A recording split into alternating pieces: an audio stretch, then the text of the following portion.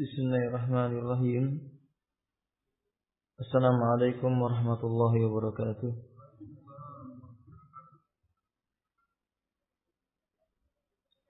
Alhamdulillahi rabbil alamin. Ashhadu an la ilaha illallah wahdahu la syarika lah. Wa ashhadu anna Muhammadan abduhu wa rasuluh. Allahumma salli ala Muhammadin wa alihi wa sahbihi wa man tabi'ahum bi ihsanin ila yaumiddin. Amma ba'd. Nuwasil dirasatana ikhwati min kitabil ilmi li Syekh Muhammad ibn Shalih al-Utsaimin rahimahullah ta'ala. Wal an min adabi talabil ilm al-amrul khamis al-amalu bil ilmi. Di antara etika dalam menuntut ilmu, poin yang kelima, penuntut ilmu hendaknya mengamalkan ilmu yang dia miliki. Ayya'mala talibul ilmi bi ilmihi aqidatan wa ibadatan wa akhlaqan wa adaban wa muamalatan. Seorang penuntut ilmu itu seharusnya mengerjakan atau mengamalkan ilmu yang dia miliki. Tidak peduli apakah ilmu berkaitan dengan masalah akidah. Dia harus mengamalkannya. Seperti permasalahan keyakinan bahwasannya Muhammad sallallahu alaihi wasallam adalah nabi terakhir. Berdasarkan firman Allah Ta'ala, "Maka Muhammadun aba ahadin min rijalikum walakin Rasulullah wa khataman nabiyyin." Bukanlah Muhammad itu sekedar bapak seorang lelaki di antara kalian, akan tetapi dia adalah utusan Allah dan penutup para nabi. Wa ibadatan, mengamalkan ilmunya dalam masalah ibadah, yakni mutaba'atun nabi, seperti beribadah sesuai dengan tuntunan Nabi sallallahu alaihi wasallam. Qala Allah Ta'ala, Allah Subhanahu wa taala menyebutkan, "Qul in kuntum tuhibbunallah fattabi'uni." Katakanlah hai Muhammad, bila kalian benar-benar mencintai Allah, maka ikutilah aku. Wa qala an-nabiy sallallahu alaihi wasallam, "Wa ma amartukum min amrin fa'tu minhu mastata'tum." Apa yang kuperintahkan kalian dalam sebuah perkara agama, tunaikan sebatas kemampuan yang kalian miliki, yakni beribadah sesuai dengan contoh Rasulullah sallallahu alaihi wasallam. Wa akhlaqan, demikian pula dalam masalah akhlak. Qala Allah Ta'ala, "Wa innaka la'ala khuluqin azim." Allah menyebutkan tentang nabinya, sesungguhnya engkau hai Muhammad benar-benar di atas kepribadian yang agung. Lalu apa yang dilakukan oleh talabul ilm?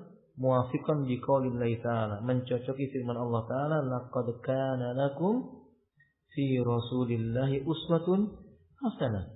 Sungguh bagi kalian pada diri Rasulullah itu ada suri tauladan yang baik. Idzan, jadi bagaimana? La nattakhidu qudwatan illa nabi. Aw ma wafaqa bi khuluqin nabi. Kita enggak mengambil contoh kecuali nabi atau akhlak-akhlak yang mencocoki akhlaknya Rasulullah sallallahu alaihi wasallam. Wa adaban, juga dalam masalah adab. Ilmu yang didapatkan tentang permasalahan adab, dia harus amalkan. Ibrahim an-Nakhai mengatakan kepada putranya, "Ya bunai ta'allamta baban minal adabi ahabbu ilayya min ta'allamta sab'ina abwabin minal fiqh." Nah, engkau pelajari tentang satu bab tentang etika, lebih kusukai dibandingkan engkau mempelajari 70 bab tentang fikih tapi tidak beradab. Berarti kita harus mengamalkan adab berdasarkan ilmu. Wa muamalatan, demikian pula muamalah. Seperti Allah mengatakan, "Wa aufu bil uqud," tunaikanlah olehmu janji atau akadmu. Jadi jangan selisihi janji. Karena menyelisihi janji bukan sifat seorang mukmin. Qala an-nabiy sallallahu alaihi wasallam, "Ayatul munafiq salatun." Tanda munafik itu apa? 3. Idza hadatsa kadzaba. Bila berbicara dia mengandung, maka dia berdusta. Wa idza tumina khana, diberi amanah maka dia khianat. Wa idza wa'ada khalafa atau akhlafa, kalau seandainya dia berjanji maka dia apa? menyelisihi. Berarti ikhwati azanillah wa iyyakum, mukmin ilmu yang dipelajari, thalabul ilmu yang dia dapatkan, akidah, ibadah, akhlak, adab, muamalah diamalkan. Lianna hadza huwa samratul ilmi, karena amal itu buahnya ilmu. Ilmu yang tidak diamalkan seperti sebuah pohon yang tidak mengeluarkan buah. Wa huwa natijatul ilmi. Dia merupakan hasil dari keberkahan ilmu. Wa hamilul ilmi kal hamili lisinahihi. Seorang yang membawa ilmu itu seperti seseorang yang memegang senjatanya, pedang miliknya. Imma lahu wa imma alaihi. Bukankah pedang jika digunakan dengan benar akan membela pemiliknya? Jika keliru, dia justru menghantam dirinya. Begitulah ilmu. Ilmu yang diamalkan, dia akan membela pemiliknya.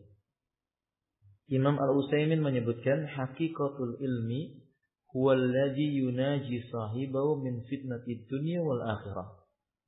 Ilmu yang sejati, ilmu yang menjadi sebab penyelamat baginya dengan izin Allah Ta'ala dari fitnah dunia dan fitnah akhirat. Itu kalau ilmunya diamalkan. Kalau tidak, kama qala Nabi sallallahu alaihi wasallam, sebagaimana Nabi sallallahu alaihi wasallam menyebutkan dalam riwayat yang dikeluarkan oleh Al-Imam Muslim, Tirmidzi, demikian pula Ibnu Majah dan Imam Ahmad dan Darimi. Ini adalah riwayat yang sahih. Al-Qur'anu hujjatun lak au alaik. Quran itu adalah hujjah bagimu, yaitu membelamu, atau mungkin Quran akan menjadi hujjah yang akan menghantam dirimu. Di hadis yang lainnya Nabi mengatakan, yarfa'illahu qauman bihadzal kitab. Allah mengangkat suatu kaum dengan sebab Al-Quran ini. Lalu kata Nabi, Allah merendahkan suatu kaum dengan sebab Al-Quran ini. Jadi ilmu ya ikhwan bisa mengangkat derajat seseorang. Di sisi lain jika tidak diamalkan, dia menjadi penghantam, penghancur pemiliknya. Nasallallahu ta'ala assalama wa lafiyah. Laka ya talibal ilm, in amilta bihi wa alaika illam ta'nan bihi. Quran itu ya wahai penuntut ilmu, kalau engkau amalkan, dia membelamu. Kama qala Nabi sallallahu alaihi wasallam, iqra'ul Qur'an fa innahu syafi'un li sahibihi yaumil qiyamah. Bacalah Al-Qur'an. Apakah cukup membaca saja? La. Nabi mengatakan karena dia kelak akan menjadi pemberi syafaat bagi orang yang membacanya di kehidupan dunia. Apakah membacanya saja? Tidak. Kalau sekedar membaca saja, maka mirip dengan ahlul kitab. Allah menyebutkan, yakni tentang keadaan ahlul kitab. Mereka mengetahui yang halal, mereka mengetahui yang haram dalam Alkitab, dan mereka membaca kitab. Wa antum tatluna al-kitab, tapi mereka apa? Akan bermaksiat kepada Allah Tabaraka wa Ta'ala. Atamuruna an-nasa bil birri wa tansawna anfusakum? Apakah engkau memperingatkan manusia berbuat kebaikan lalu kalian lupakan diri kalian sendiri? Yakni kalian mengajak kepada kebaikan, kalian bacakan kitab, tapi kalian tidak mengamalkan. Wa tansawna anfusakum, kalian lupakan diri kalian. Wa antum tatluna al-kitab, sedangkan kalian membaca Alkitab. Wahai kaum muslimin, wahai thalabul ilm, apakah Anda mempelajari ilmu agama, mengingatkan manusia tentang ilmu dan Anda tidak mengamalkannya? Apa bedanya dengan mereka? Ahlul kitab yang bisa menjadi sebab Quran syafaat bagi pembacanya, yang mengamalkannya, mentadabburi isinya, mengambil hukum yang datang darinya, mendakwahkan dan membelanya, mengamalkan isi Al-Qur'anul Karim. Wa kadzalika yakunu al-amalu bima sa'an Nabi sallallahu alaihi wasallam bitasdiqil akhbari wa imtithalil ahkami. Bentuk mengamalkan ilmu itu adalah mempercayai berita yang datang dari Nabi serta mengamalkan hukum yang telah diputuskan oleh beliau. Ini termasuk mempraktekkan ilmu. Idza ja'al khabaru minallahi wa rasulihi fasaddiqhu wa khudhu bil qabuli wa taslim wa la taqul lima wa kaifa. Kalau datang kepadamu saudaraku penuntut ilmu agama, Khabar yang telah pasti dari Allah Ta'ala. Berarti terdapat dalam apa? Al-Quran. Dan yang datang dari Rasulnya. Berarti datang dari apa? Nabi Sallallahu Alaihi Wasallam. Saddiqhu. Percayalah dengan khabar tersebut. Jangan engkau dustakan. Wa khudhu. Ambil dan amalkan. Jangan engkau campakkan. Bil qabul. Terima. Jangan merasa berat hati. Wa taslim. Tundukkan dirimu dan hatimu kepadanya. Wala taqul. Jangan sekali-kali engkau berkata lima. Wa kaifa. Kenapa kok begini? Bagaimana bisa begitu? Jangan. Fa inna hadza tariqatun ghairul mu'minin, karena bertanya dengan mengatakan kenapa begini, bagaimana caranya, itu bukan jalan yang ditempuh oleh orang yang beriman. Lihat Allah Subhanahu wa taala berfirman dalam surah Al-Ahzab ayat yang ke-36. Wa ma kana lil mu'min wala mu'minatin وَمَا كَانَ لِمُؤْمِنٍ وَلَا مُؤْمِنَةٍ إِذَا قَضَى اللَّهُ وَرَسُولُهُ أَمْرًا أَن يَكُونَ لَهُمُ الْخِيَرَةُ مِنْ أَمْرِهِمْ وَمَن يَعْصِ اللَّهَ وَرَسُولَهُ فَقَدْ ضَلَّ ضَلَالًا مُبِينًا. وَمَا كَانَ لِمُؤْمِنٍ, tidak pantas bagi lelaki yang beriman, wala mu'minatin, tidak pula bagi wanita yang beriman. Ida, apabila qadallahu wa rasuluh, Allah dan Rasulnya telah memutuskan sebuah perkara, amran, ayyakuna lahumul khair, ada bagi mereka itu sebuah pilihan, min amrihim, dari urusan mereka atau perkara mereka. Wa may ya'sillaha, barang siapa yang durhaka kepada Allah dan wa rasulah dan Rasulnya, yakni tidak menerima keputusan Allah dan Rasulnya, faqad dhalla, sungguh ia telah tersesat, dhalalan mubina, ada kesesatan yang apa? Yang nyata. Berarti orang beriman, kalau datang firman Allah Ta'ala, ya sudah diterima.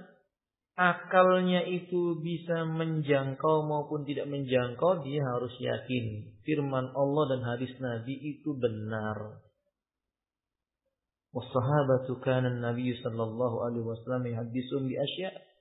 Mari kita perhatikan generasi awal di mana Islam ini turun, kata beliau. Di zaman Nabi bersama para sahabat. Artinya mereka orang yang mempersaksikan Islam sesuai yang diinginkan oleh Allah, sehingga Allah memuji mereka dengan keredoannya. Nabi berbicara kepada mereka banyak perkara, bukan satu perkara, bi asya, perkara-perkara yang banyak. Qad takunu gharibah wa ba'idah an afhamihim. Kadang perkara itu akal mereka sulit menjangkau. Hawa nafsu mereka menolak.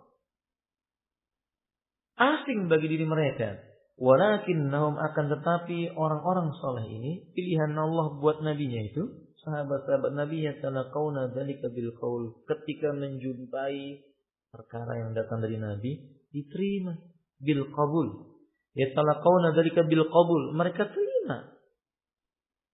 Enggak ada di antara mereka mengatakan la yaquluna lima. Wa kaifa, kenapa begitu? Bagaimana begini? Bagaimana seperti itu? Apa alasannya? Enggak. Bi khilafi ma alaihi al-mutaakharuna, beda dengan orang-orang yang datang belakangan. Ingat ini, kalau ulama berkata begitu, jangan lihat orang lain, karena kita termasuk orang belakangan. Lihat diri kita ya ikhwan. Mungkin kita termasuk yang ini yang disebut oleh beliau, min hadhil ummah, dari kalangan umat ini. Najidul wahidan minhum idza khudditsa bi hadisin min anir Rasul sallallahu alaihi wasallam wa hara aqluhu fihi najiduhu yuwarridu ala kalamir Rasul sallallahu alaihi wasallam bil iradati allati tastasifa minha annahu yuridu i'tiradu al-istirsal.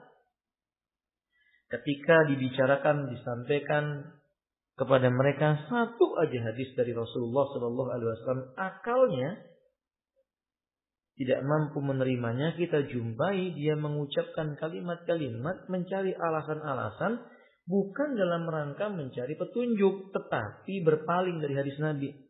Itu wakil kenyataan. Sebagian mungkin kita begitu. Nabi sallallahu alaihi wasallam mengingatkan kepada kita, agar kita jika beriman kepada Allah dan Rasulnya jangan berbicara kecuali yang benar. Nabi mengingatkan jangan suka duduk di pinggir jalan. Nabi mengingatkan hati-hati masuk ke dalam rumah kalau ada perempuan. Kan di antaranya hadis Nabi mengatakan iyyakum waddukul ala nisa. Hati-hati kamu kalau seandainya masuk ke dalam rumah di sana ada perempuannya. Qila, Nabi ditanya, kaifa bil hammu? Bagaimana kalau itu hammu? Nah, para sahabat bertanya kaifa di sini bukan menolak karena memang dia tidak tahu hukum, dia ingin meminta penjelasan dari Nabi SAW. Hukumnya bertemu dengan hammu itu bagaimana? Apa itu hammu? Sering diterjemahkan apa? Ipar. Jangan lupa hammu itu bisa jadi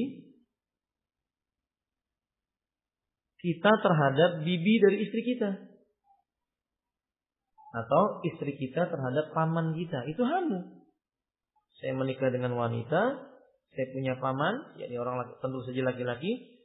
Istri saya terhadap paman saya. Itu hammu. Jangan lupa. Istri paman kita juga hammu bagi kita. Kita punya paman toh. Dia punya istri. Istrinya paman kita. Itu hammu bagi kita. Dan Nabi mengatakan. Alhammu al-maut. Hammu itu kematian. Bencana. Hati-hati. Jangan kita bertanya kenapa. Kan yang penting gak muncul syahwat. Ya Allah. Orang zaman sekarang diberitahu oleh Nabi. Lelaki menyentuh wanita yang bukan mahramnya. Lebih baik kepalanya ditusuk dengan paku dari besi. Bahkan yang telah membara. Mereka berkata, memangnya kenapa? Kan yang penting gak tumbuh syahwat. Ya kawan, apa kita mengira setan akan menggoda setelah tumbuh syahwat saja? Kan tidak. Sebagian mengatakan kayaknya nggak bisa diterima oleh akal. Iya, karena akal kita kurang, nggak mampu mencerna semuanya. Dan syariat itu yang sempurna. Paham ya ikhwati? Begitulah thalabul ilm, bentuk mengamalkan ilmunya itu ya terima yang datang dari Nabi sallallahu alaihi wasallam. Wa lihada yukhalu bainahu wa bainat tawfiq. Apa akhirnya? Karena terlalu sering mempertanyakan dalam rangka menghindari hukum yang telah ditetapkan, mereka terhalangi dari taufik. Penuntut ilmu itu ya kawan, kalau menanyakan suatu perkara dalam rangka berpaling dari sebuah hukum, dia enggak dapat taufik Allah. Sulit paham, bahasa ustaz-ustaz sekarang gagal paham katanya gitu ya. Atau seperti itulah. Sulit untuk memahami syariat Allah, berat mengamalkannya, selalu menganggap bahwa yang datang dari Allah dan Rasulnya keliru, dia yang benar. Na'udzubillah. Na'udzubillah. Hatta yarudda hadzal ladzi ja'a Rasul sallallahu alaihi wasallam, sampai akhirnya dia tolak hadis Nabi dengan entengnya dia berkata, kan cuma hadis. Kan cuma sunnah. Apa banyak kita dengar orang seperti ini. Ini hadis Nabi, cuma hadis. Ini sunnah Nabi, cuma sunnah. Nabi manusia, saya juga manusia. Apa bedanya? Ya beda. Nabi maksum. Sedangkan yang menolak hadis itu kotor banyak dosanya. Sejauh langit ketujuh dengan sumur yang paling dalam. Tidak bisa dibandingkan. Nah, maksud itu saudara kaum muslimin rahimani wa rahimakumullah, thalabul ilm jangan pernah menolak dan jangan pernah mendustakan kabar dari Allah dan Rasul. Annahu lam yatalaqa bil qabuli wa tasdiq. Itu akibat dari tidak mau menerima dan tunduk dengan berita yang datang dari Rasul. Wa dribu dzalika mastan sabatan Nabi sallallahu alaihi wasallam annahu qala. Kata Syekh Al-Utsaimin, aku buatkan contoh buatmu yang untuk dimengerti dengan baik telah tetap dari Nabi SAW, dikeluarkan oleh Imam Bukhari, Imam Muslim, Tirmidzi, Abu Dawud, Ibnu Majah, Ahmad, Malik dan Darimi. Juga dikeluarkan pula oleh Imam Al-Bukhari dalam kitab Tahajjud, yaitu Nabi SAW bersabda, yanzilu Rabbuna ila sama'id dunya hina yabqa sulusul lailil akhir fayaqulu man yad'uni fa'astajib lah man yas'alani fa'atiyah wa man yastaghfirani fa'aghfir lah. Yakni Rabb kita Allah Ta'ala ia turun ke langit dunia. Perhatikan hadis ini. Kata beliau, Rabbuna turun ke langit dunia di setiap sepertiga tersisa dari malam yang terakhir. Sepertiga malam yang terakhir. Lalu ia berfirman, siapa yang berdoa kepadaku, ku perkenankan doanya untuknya.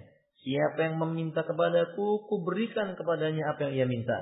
Siapa yang memohon ampunan kepadaku, maka akan aku ampuni untuknya. Hadis ini hadis yang sahih. Hadis ini Nabi sampaikan di hadapan siapa? Para sahabat. Enggak cuma satu. Banyak. Ini riwayat masyhur. Bukan hanya masyhur, bahkan mutawatir. Berarti banyak para sahabat yang meriwayatkannya. Tapi qafila walam yarfa ahadun minas sahabat lisanahu liyaqul, tidak satu pun kita jumpai dalam riwayat-riwayat ketika Nabi menyampaikan hal ini, satu orang pun dari kalangan sahabat berani mengatakan lisannya kepada Nabi, ya Rasulullah kaifa yanzilu? Wahai Rasulullah, kira-kira turunnya Allah gimana caranya? Karena pertanyaan seperti ini pertanyaan yang menyesatkan. Pertanyaannya salah, maka nggak perlu dijawab. Jadi jangan antum kira yang salah cuma jawaban. Paham? Ada pertanyaan yang salah, nggak perlu dijawab. Wa hal yakhlu minhul arsy am la? Nggak pernah mereka berkata, loh kalau Allah turun ke langit dunia, arsy-nya kosong dong. Kan kadang akal mengbisik-bisikan begitu. Kalau terdengar seperti itu dalam hati kita, ingat itu bisikan syaitan. Cepat-cepat beristiadah. Dahulu sahabat yang paling ngerti bahasa Arab. Para sahabat ngerti bahasa Arab nggak? Ngerti. Fakih bahasa Arab. Para sahabat ngerti lisan yang diucapkan oleh Rasulullah SAW. Paham. Para sahabat kalau seandainya mereka itu ada sesuatu, mereka bertanya kepada Nabi dan turun ayat memberi tahu kepada mereka. Itu anaknya nangis ya. Coba dibantu, kasihan anaknya nangis. Jangan dibiarkan, nanti anak kalau dibiarkan nangis terus, hatinya keras ya kan. Jadi sering-sering apa? Kalau nangis cepat-cepat diangkat. Jangan sampai dibiarkan nangis terus-menerus. Sampai mana?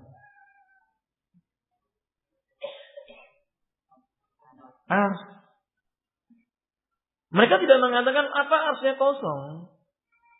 Enggak, ya kawan. Mereka orang yang paling paham tentang bahasa Arab. Wa ma asbah dzalika, atau pertanyaan-pertanyaan semisal seperti itu enggak pernah. Lakinna najidu ba'dhan nas yatakallamu fi misli hadza wa yaqulu kaifa yakunu 'alal arsy wa huwa yanzilu ila sama'id dunya. Tapi lihat orang zaman sekarang datang belakangan berani berkata, "Lah, kalau Allah turun ke langit dunia gimana arsy-nya? Siapa yang menunggunya?" Kan kosong kata dia. Iya, karena kita pakai akal. Tidak semua urusan agama takarannya apa ya, kawan? Akal. Ali bin Abi Thalib mengatakan, "Lau kana ad-dinu bi ra'yi lakana afdalu minal khuffi ahqqu ayyumsa." Seandainya agama ini diukur dengan akal, tentu bukan bagian atas punggung, bukan dua punggung kaki yang diusap ketika kita memakai khuf ketika berwudu, tetapi pada bagian apa? Bawahnya. Au kama qala radhiyallahu ta'ala. Tapi kan bagian atasnya. Menunjukkan Nabi Khafifah, ya enggak semua perkara diukur pakai akal. Coba kalau kita pikir pakai akal, kenapa sholatnya mesti 5 waktu? Kan mikirnya begitu. Apa enggak cukup 1 kali aja pagi sama sore? Itu kan akal kita.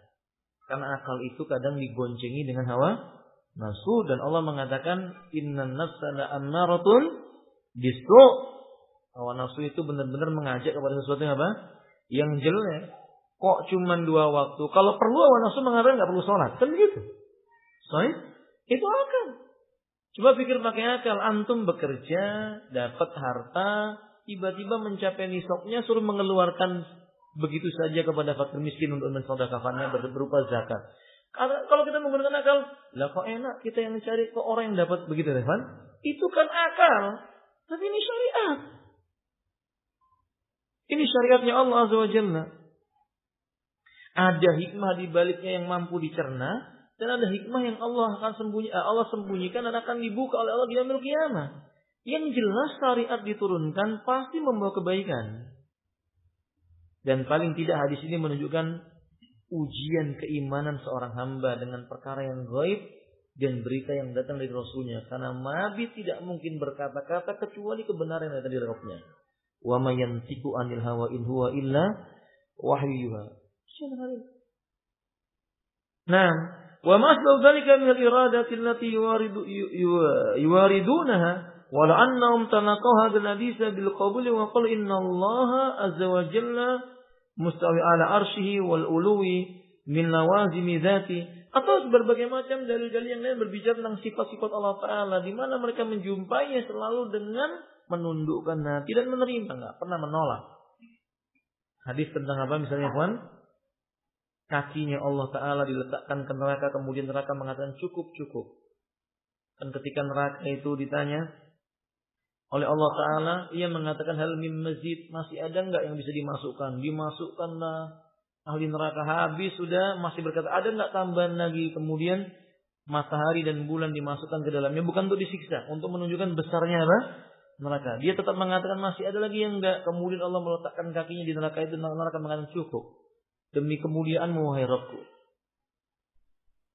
Orang berpikir kalau sudah bicara tentang kali, dia berbicara tentang kaki, dia pikir semua kaki sama. Enggak. Allah Subhanahu wa taala enggak sama dengan apa? Makhluk. Laisa kamislihi syai'. Allah tidak akan serupa dengan apa? Makhluknya. Itu fungsi kita sebagai thalabul ilm. Terima yang datang dari Nabi. Itu masalah akidah. Masalah-masalah ibadah juga sama demikian.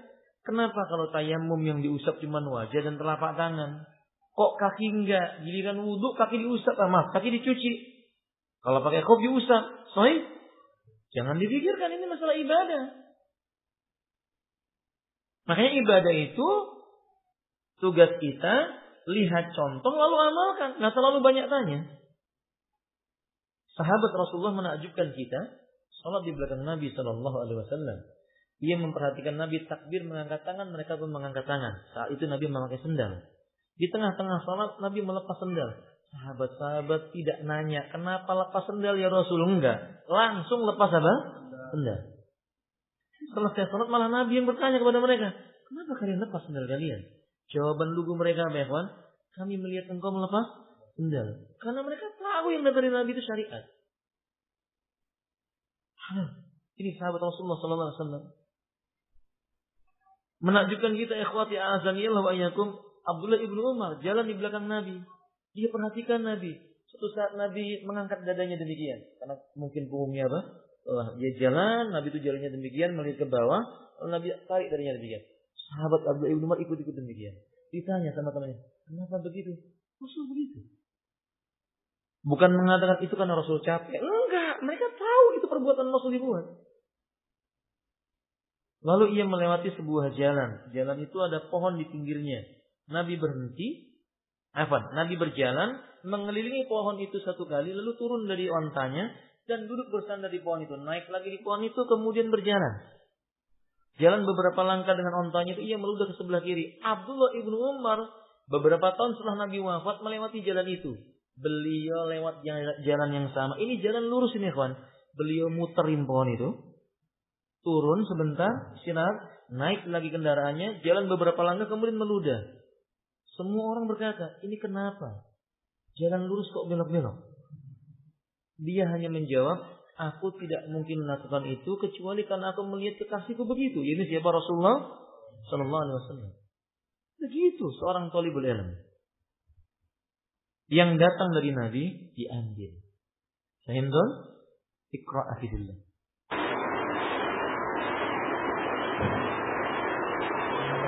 Berkata penulis rahimahullah, dengan demikian kita wajib menerima apa saja yang dikabarkan oleh Allah dan Rasulnya tentang perkara-perkara yang gaib dengan pasrah. Untuk perkara yang gaib adalah hari kiamat. Itu perkara gaib. Jangan dihitung pakai hitungan matematika. Kalau mereka mengatakan matematika itu ilmu pasti, kita katakan di dunia ini paling dekat mendekati, paling tinggi mendekati urusan ilmu dunia. Kalau ilmu yang pasti itu nas yang datang di Quran dan Sunnah. Iya toh? Makanya dalam matematika itu ada 0,00 apa namanya? Bilangan apa? Limit atau apa ya? Kan begitu. Kan kira-kira. Tapi kalau datangnya dari berita Nabi Shallallahu Alaihi Wasallam, ya dipastikan kita imani. Misalnya Nabi ditanya oleh Jibril, akhbirni anisa'ah, kabarkan kepadaku tentang kapan datangnya kiamat. Qala sallallahu alaihi wasallam mal mas'ulu anha bi'alam minas sa'il. Nabi sallallahu alaihi wasallam menjawab, yang ditanya tidak lebih tahu daripada yang bertanya. Yang tanya aja enggak tahu bagaimana yang ditanya, begitu maksudnya. Kata Jibril kepada Nabi sallallahu alaihi wasallam, akhbirni an amaratiha. Kalau begitu beritahu kepadaku ciri-ciri kiamat itu kapan? Tanda-tandanya bagaimana? Antalidal amatu rabbataha. Pertama, kalau seorang budak sudah melahirkan anak dari tuannya. Wa antarul khufatal uratal ala tari'asai yatatawwaluna fil bunyan. Engkau sudah mulai melihat orang-orang yang biasa berjalan kaki tidak pakai alas, dadanya terbuka dari gunung-gunung biasa menggembala kambing, tiba-tiba berlomba-lomba meninggikan bangunan. Banyak orang kaya mendadak. Sudah ada atau belum? Sudah terbukti. Maka antum lihat hadis Nabi tentang kiamat, ada yang menyebutkan tentang kejadian yang sudah terjadi, ada yang sedang terjadi, dan ada yang akan terjadi dan terus akan terjadi. Ada yang sedang terjadi dan terus akan terjadi, dan ada yang akan terjadi. Kita percaya seperti apa? La taqumu sa'ah hatta tatlu'u syamsu min maghribiha. Tidak akan bangkit kiamat sampai matahari terbit dari tempat. Ilmu fisika mungkin menolak. Loh, ini kan planet berputar sesuai dengan apa? Garis edarnya, pada porosnya, pada putarannya. Kalau ini misalnya mengelilingi matahari, maka selalu muncul dari timur, kalau sembunyi di barat. Ini tiba-tiba muncul dari barat, sembunyinya di timur. Gak masuk akal kalau teori apa namanya? Kalau teori fisika, bahwa kecepatan yang tinggi, misalnya antum naik mobil 1000 km per jam. Pernah? Anggap saja pernah, gitu ya. 1000 km per jam kemudian berhenti. Apa yang terjadi? Itu mobil antum berhenti. Masa lupa pelajaran fisika SMP kelas 3 itu ya? Kalau antum kencang berhenti tiba-tiba bagaimana? Hancur toh? Hancur. Teorinya berarti kalau ini mengelilingi matahari dengan kecepatan yang begitu dahsyat, lalu tiba-tiba matahari diasumsikan muncul, disebutkan muncul dari tempat yang berbeda, berarti kan putarannya berbalik secara tiba-tiba. Harusnya hancur, tapi dalam hadis itu menyebutkan tidak, belum hancur, belum hancur. Baru tanda kiamat apa? Besar. Akal nggak bisa terima. Jangan pakai akal, pakai apa ya kawan? Iman. Pakai iman. Dan tidak membantahnya dengan apa-apa yang tersirat dalam pikiran kita. Karena perkara yang gaib tidak akan terjangkau oleh akal seperti itu. Contoh tentang hal ini banyak sekali. Saya tidak ingin berbicara panjang lebar tentang masalah ini, tetapi sikap seorang mukmin terhadap hadis-hadis seperti ini hanyalah menerima dan pasrah dengan mengatakan dengarlah Allah dan Rasulnya. Ya, jadi kalau seandainya kita datang nas, kita menyebutkan sadaqallahu wa rasuluh. Allah dan Rasulnya itu selalu benar. Nggak mungkin keliru. Kama akhbarallahu an dzalika fi qoulihi, sebagaimana Allah memberitakan dalam firman-Nya, aman. Iqra ya, akhi. Sebagaimana yang Allah kabarkan tentang masalah ini dalam firman-Nya, amana rasul bima unzila ilaihi. Rasul telah beriman kepada apa yang diturunkan kepadanya. Na'am, ahsanta. Allah mengatakan amanar rasul, rasul telah beriman bima unzila ilaihi, terhadap apa yang diturunkan kepadanya, wal mu'minun, dan demikian pula orang-orang yang beriman. Maka orang beriman harusnya beriman dengan yang diturunkan oleh Allah kepada Rasulnya, termasuk berita gaib tentang hari kiamat. Baik, lanjutkan. Akidah wajib dibangun di atas kitabullah dan sunnah. Ini garis atas kata beliau, ingat wahai thalabul ilm, akidah itu tidak bisa dibangun dengan akal. Akidah bangunannya adalah Al-Quran dan sunnahnya Nabi. Wa ayya'lamal insanu annahu la majala lil aqli fiha la aqulu madkhal lil aqli fiha. Iqra. Dan manusia harus mengetahui bahwa tidak ada ruang bagi akal di dalamnya. Saya tidak mengatakan bahwa tidak ada jalan masuk bagi akal dalam masalah akidah. Perhatikan kalimatnya. La majala lil aqli fiha. Tidak ada ruang bagi akal untuk masalah akidah, bukan berarti tidak ada jalan masuk untuk perkara akidah. Artinya, akidah digunakan memahami dengan pemahaman yang benar, bukan untuk menghukumi akidah. Bukan untuk menghukumi nas. Bukan untuk menghukumi dalil, tapi tunduk kepada dalil, berusaha memahami dalil sesuai dengan yang diinginkan oleh Allah. Karena sebagian orang mengatakan, wah, Ahlus Sunnah itu menolak akal. Oh tidak, kita tidak menolak akal. Akal yang sesuai dengan fitrah. Tapi kalau akal digunakan untuk menentang dalil, kita menolaknya. Lain tuh? Iqra. Saya hanya mengatakan bahwa tidak ada ruang bagi akal dalam masalah akidah kecuali sebatas keterangan yang datang tentang kesempurnaan Allah yang dikuatkan oleh akal. Sekalipun akal tidak bisa mengetahui rincian dari apa yang wajib bagi Allah Ta'ala berupa kesempurnaan. Akan tetapi akal bisa mengetahui bahwa Allah mempunyai semua sifat kesempurnaan. Orang yang dikaruniai hal ini wajib mengamalkan ilmunya dari sisi akidah. Nah, jadi mereka yang telah memahami ilmu bab akidah seperti ini, apa itu akidahnya? Akal digunakan untuk membantu memahami, bukan menghukumi. Dan memahaminya sesuai dengan yang diinginkan oleh siapa? Syariat. Oleh Allah dan Rasulnya. Keliru kalau akal kita gunakan menghakimi syariat. Syariat telah menentukan bab akidah kita, akidah keyakinan kita, haramnya.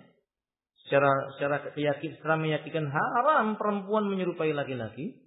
Haram laki-laki menyerupai apa? Perempuan. Tidak sama laki-laki dan perempuan. Alaysa dzakaru kal unsa? Yani apakah sama antara laki-laki dengan perempuan? Yang tidak sama. Ar-rijalu qawamun 'alan nisa. Laki-laki pemimpin bagi wanita. Ya enggak mungkin sama yang jelas laki-laki dengan wanita. Kalau kemudian muncul belakangan istilah laki-laki gemulai bergaya tomboy, ya kita katakan ini batil. Mau orang mengatakan ini halal, itu haram hukumnya. Jangankan ini, alhamdulillah, menyerupai perempuan namanya khunsa. Nabi mengatakan ukhruju al-khunsa min buyutikum. Usir keluar rumah lelaki-lelaki yang menyerupai perempuan dari rumah-rumah kalian. Lalu kemudian kita selalu setuju dengan apa namanya? Si LG dan BT itu? Enggak. Tapi mau kita setujui enggak? Wallahi sampai kiamat enggak. Dan kita wajib mengingatkan, haram hukumnya haram. Sekalipun manusia mengatakan hukumnya halal, kita katakan itu hukumnya haram. Itu keyakinan kita. Itu permasalahan kita. Enggak bisa pakai akal. Wah, ini kan hak asasi manusia. Dia punya hak untuk hidup. Iya. Kita katakan dia punya hak untuk hidup. Tapi bukan untuk di dunia. Hidup di alam kubur mereka nanti menerima sisanya. Kan di dunia tidak boleh ada orang berbuat zina. Tidak boleh ada orang berbuat suka dengan sesama jenis. Enggak boleh. Allah binasakan orang suka dengan sesama jenis. Seperti kaumnya siapa? Lut. Paham tuh? Kalau mereka mengatakan ini hak asasi kami, sampai berani mengatakan jangan jadikan diri kita Tuhan. Tidak, kita nggak menjadikan diri kita Tuhan. Kita membela kalam Allah. Paham? Wallahu a'lam bishawab. Maka kalau ada orang mengatakan halal itu LGBT, kafir hukumnya kafir. Karena menghalalkan yang diharamkan oleh Allah Subhanahu wa taala. Paham tuh? Tambah sedikit lagi ya. Demikian pula dari sisi ibadah-ibadah kepada Allah Azza wa Jalla. Sebagaimana yang diketahui oleh kebanyakan dari kita bahwa ibadah harus dibangun di atas dua dasar. Pertama, ikhlas kepada Allah Azza wa Jalla. Kedua, mengikuti Rasul Sallallahu Alaihi Wasallam. Ini ilmunya maksudnya. Kalau tadi ilmu tentang akidah seperti bersikap tentang akal. Sekarang ilmu tentang ibadah. Apa itu? Pondasi ibadah dua hal. Pondasi pertamanya niat yang benar. Yakni ikhlas karena Allah Subhanahu wa taala. Maksudnya ikhlas apa ya, kawan? Tidak bercampur dengan perbuatan syirik. Itu maksudnya. Kalau orang beribadah sebanyak apapun jumlahnya tapi masih musyrik, enggak diterima sama Allah. Allah yang menyebutkan tentang hal itu, la in asyrakta la yakhbatanna amaluka. Kalau seandainya kamu benar-benar menyekutukan Allah, hapus semua amal yang kamu lakukan. Kalau kamu menyekutukan Allah, maksud saya, kamu hapus semua apa yang kamu lakukan. Sia-sia. Yang kedua pondasinya apa ya kawan? Ya tajridul itba, memurnikan mengikuti Nabi. Nggak bisa pakai jalan yang lain karena syahadat kita dua. Asyhadu an la ilaha illallah, tauhid, ikhlas. Wa asyhadu anna Muhammadar Rasulullah, ittiba. Kita cara beribadahnya menyembah Allah bukan dengan menggunakan syahadat yang lain. Syahadatnya Muhammad Rasul Allah. Muhammad itu Rasulnya siapa? Ya berarti pakai jalannya Rasul. Kalau kita beribadah pakai jalan selain jalannya Rasul, nggak sampai ke tujuannya. Nggak sampai ke tujuannya. Ini dua perkara nggak bisa dipisahkan. Kita mau beribadah pakai caranya Nabi Isa, nggak diterima. ibadah dengan caranya Nabi Musa nggak diterima, kecuali cara-cara yang datang dari Nabi Isa dan Musa alaihi wassalatu wassalam yang cocok dengan syariatnya Muhammad sallallahu alaihi, baru kita terima. Qala Nabi sallallahu alaihi wasallam, "Ma minkum yasma'u bima ji'tu bi yahudiyan aw nasraniyan, kana yahudiyan aw nasraniyan, summa la yu'minu bih illa an-nar haqqu alaihi, atau kama qala alaihi salatu wasalam." Tidak seorang pun di antara kalian pernah mendengar tentang diriku, dulunya Yahudi, dulunya Nasrani, kemudian tidak beriman dengan yang aku datang dengannya tadi, maka neraka lebih pantas menjilat dirinya. Alhamdulillah. Berarti syariatnya Rasulullah, bukan syariatnya tuan guru, bukan syariatnya syekh, bukan syariatnya ajengan, bukan syariatnya kiai, bukan syariatnya ustaz, syariatnya siapa? Muhammad sallallahu alaihi wasallam. Kalau Rasul kita salatnya menyedekatkan tangan kanan di tangan kiri, ya disedekatkan, jangan dibalik. Kalau Rasul kita mengangkat kedua tangannya ketika takbiratul ihram, jangan dipilih dengan cara yang nyeleneh. Dua tangan tapi nyeleneh. Allahu Akbar. Atau Allahu Akbar. Karena itu dari Nabi. Tinggalkan. Itu ilmu yang diajarkan oleh syariat. Pondasinya tauhid dan mengikuti apa? Sunnahnya Nabi sallallahu. Enggak pakai dengan istilah, ya kan sunnah Nabi banyak, memangnya kamu hafal semua sunnah? Ya kita katakan tidak, kita nggak hafal semua sunnah, tapi semua urusan agama sudah diterangkan. Kalau nggak ada penjelasan berarti nggak pernah diucapkan sama Nabi. Karena Allah yang menjamin agama ini akan tetap terjaga. Sahih? Kalau sebagian orang melakukan sebuah amalan, lalu dia berkata, saya yakin ada hadisnya. Kan hadis Nabi banyak. Dari mana kamu yakinnya? Tahunya dari mana? Segitu banyak nggak mungkin dihafal semua oleh para ulama. Nah, kalau kamu nggak tahu, kenapa diamalkan? Karena kita tidak dituntut mengamalkan yang tidak kita ketahui. Tapi kita dituntut oleh Allah Ta'ala dengan pertanggungjawaban kalau nekat mengamalkan yang kita nggak tahu. Paham itu, ikhwan? Kita misalnya, kan, belum sampai ilmu kepada kita tentang sholat qashar. Misalnya wajib, pendapat yang mengatakan wajib. Kita belum sampai ilmu, tahunya kita sholat duhur 4 rakaat. Mau safar nggak safar 4 rakaat. Nggak dosa kita. Karena kita nggak tahu. Tapi kalau kita sok-sok tahu, saya mau qashar keringanan dari Islam 1 rakaat aja maghribnya. Ya ditanya sama Allah Azza wa Jalla. Nah prinsip dalam ibadah begitu. Murni karena Allah dan tajridul itba, memurnikan ittiba kepada siapa?